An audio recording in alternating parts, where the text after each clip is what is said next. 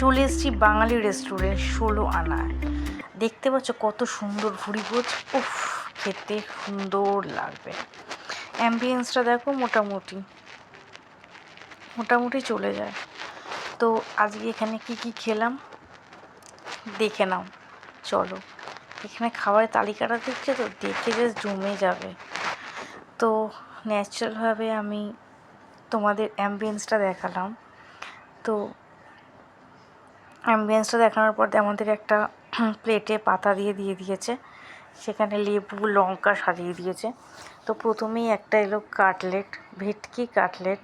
সেটা একটু নুনটা বেশি, কিন্তু খেতে অসাধারণ।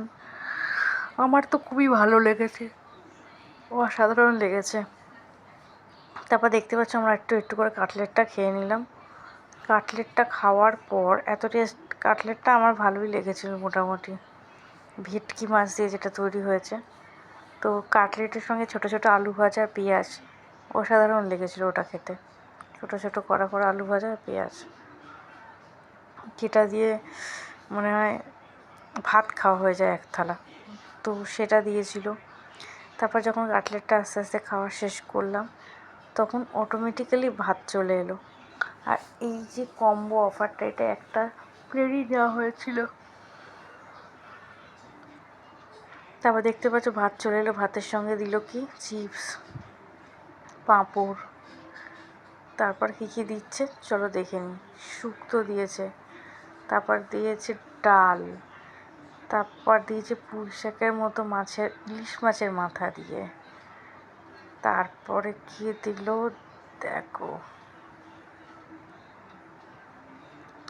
এখন ভাতটা ডালটা দিয়ে আমি ফটাফট খেয়ে নেব। আসলে ভাত, ডাল, আলু চিপস কার কার ভালো লাগে? আমার তো ভীষণই ভালো লাগে। যেহেতু একটা ভাত দিয়েছিল, তো সেটা শেয়ারিং করে পরে আবার ভাত নিতে হয়েছিল অবশ্যই। আর আমার তো মন কাটলেটের দিকে, কাটলেটটাই কখন খাবো। দেখতেই পাচ্ছ তোমরা খাবারগুলো কী দিয়েছে। তো আমি ভাত একটু লেবু চিপে আলু ভাজা দিয়ে মেখে নিয়ে খেতে শুরু করে দিলাম। খেতে ভালোই লাগছিল। তারপরে এখানে আমি একটু পুঁই শাকের মাথা দিয়ে ইলিশ মাছ, সেটা খেলাম। সেটা মোটামুটি ঠিকই লাগছিল, অতটাও খারাপ লাগেনি।